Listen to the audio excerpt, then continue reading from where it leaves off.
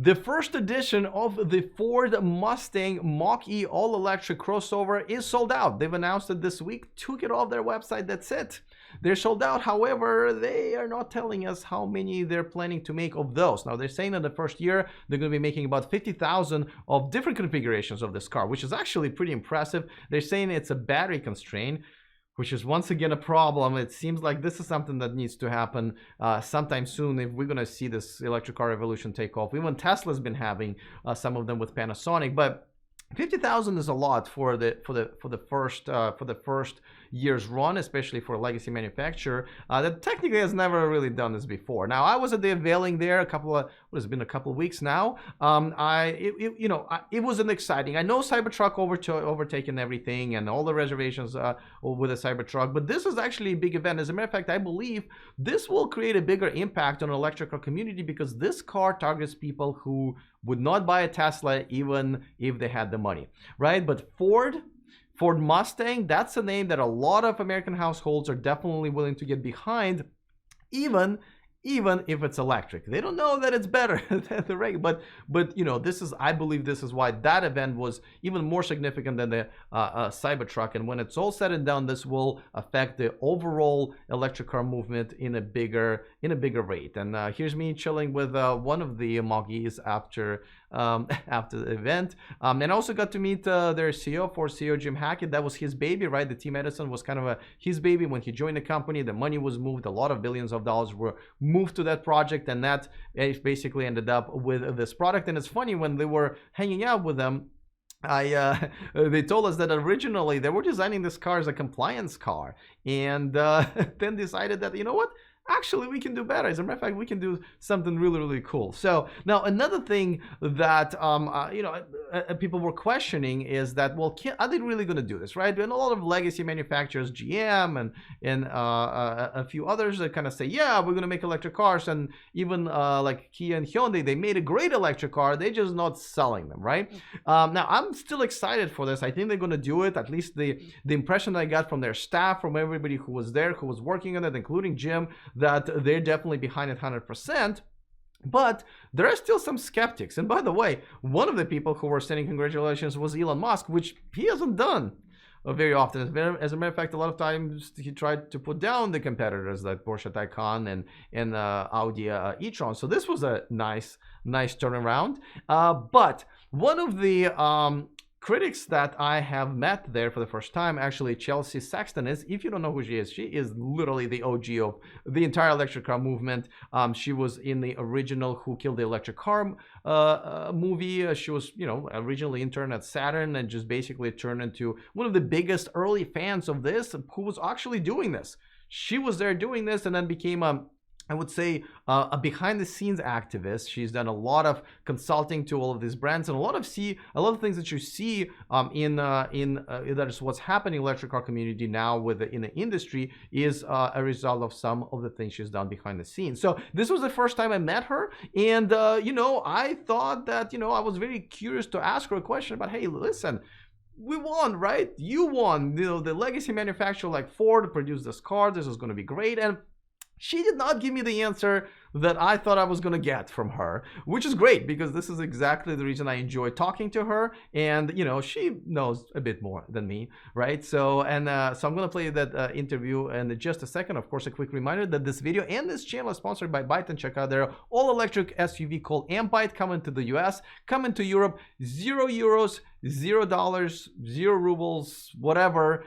It's free to make a reservation, which you should, because by the time it gets to your location, you might wanna be one of the first ones to have it. I'm very excited about it. It takes about 60 seconds to reserve one, so go to the description of this video and do it right now. Okay, so without further ado, my interview with Chelsea Sexton right after the Mach E unveiling in Los Angeles, California. I've actually been dying to ask you this question. This is the first time a legacy manufacturer has come up with something that one is good, decent at the very least. Well, good is relative. I don't know if I'd agree, but okay. I'm rolling back to decent. We agree on decent? Well, I mean, they're not the first. Chevy Volt and Bolt have been very good, so I felt like they were actually behind this. Like they even gave the big name. They're gonna sell it on all dealerships. Like I feel like it's the first genuine let's do this guys effort. No? I look forward to seeing that. Yes, that is what we all hope. Yes, it was a big event. We are also used to a lot of talk in the EV space that doesn't always get backed up. So yes, cautiously optimistic, and there were hints of super high volumes and things that I look forward to seeing. But until we see it, right now, it's a lovely event with lots of hope. Well, so looking back in the day, right? We're talking about EV1. I mean, you were in the middle of that. How do you feel like this is finally happening and yay, or do you feel like it's already kind of overdue? I am excited by some of the things that are happening. I also see way too much complacence. And we cannot just all decide this is a rolling snowball that can't be stopped and go off and take a holiday. There's still lots to happen. There's still lots of political shenanigans occurring, especially in the US, but around the world. And this is still really externally driven by those policies, whether CO2 standards in Europe, CAFE and CARB standards here in the US. And so on one hand, the automakers are collectively preparing to go electric, some more than others. And at the same time, many of them would not be disappointed if it took longer. Okay, well, let me ask you this. What do you, like, let's say tomorrow you're CEO of Ford. Right. What would you want to do with the company? It's obviously a big fat company. They can't close down their dealerships and sell direct. They got, they're making their money. They don't need to. There is nothing about selling direct that is the dependency for enabling a good experience. Saturn was premised on no hassle, no haggle, good customer service, money back guarantees, and they own some of their own stores. There are legacy brands that have known how to do that. Tesla does it really well, and to say that others have done it too takes nothing away from their accomplishments. But Ford doesn't have to own its own stores to decide we want to enable a really good EV buying experience. We are going to put out really good training. We are going to make sure that our salespeople have experience with these cars.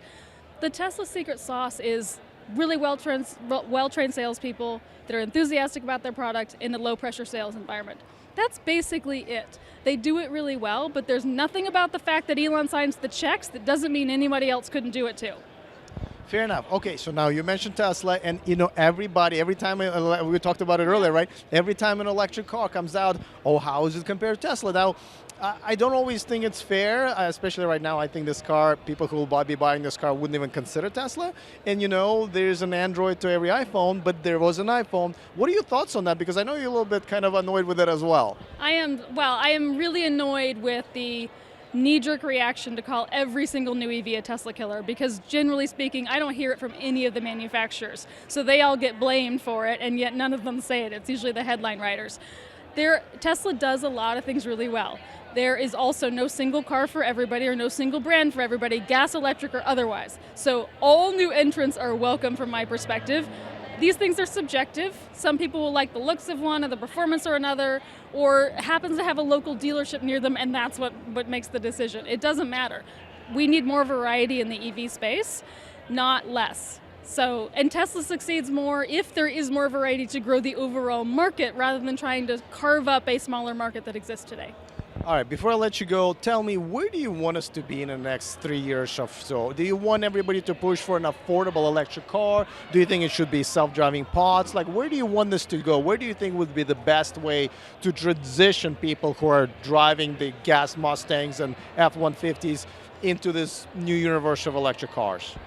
More variety on the electrification space. Yes, more affordable ones, but I don't mind more premium ones too. More pickup trucks, more SUVs, more of all of the types of variety that currently exist in the internal combustion market.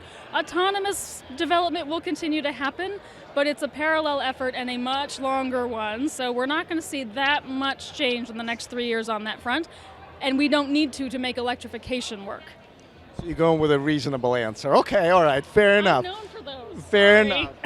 All right, so I hope you enjoyed this as much as I did. I love when the answers that I get are not at all what I expect. And you know what?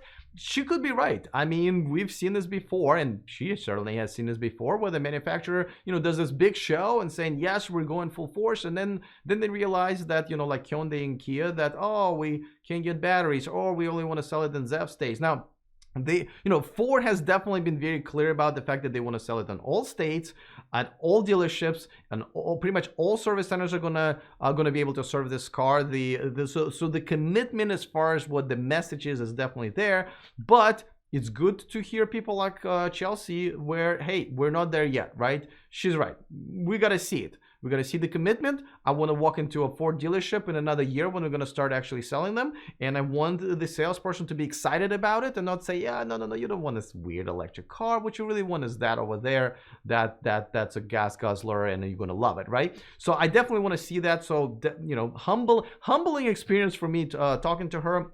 Let me know what you guys think. Do you agree with her, or do you think maybe she's a little more skeptical than the reality is? I bet the answer is somewhere in between, but I'm interested to hear what you have to say. By the way, these videos are broadcasted live on Patreon.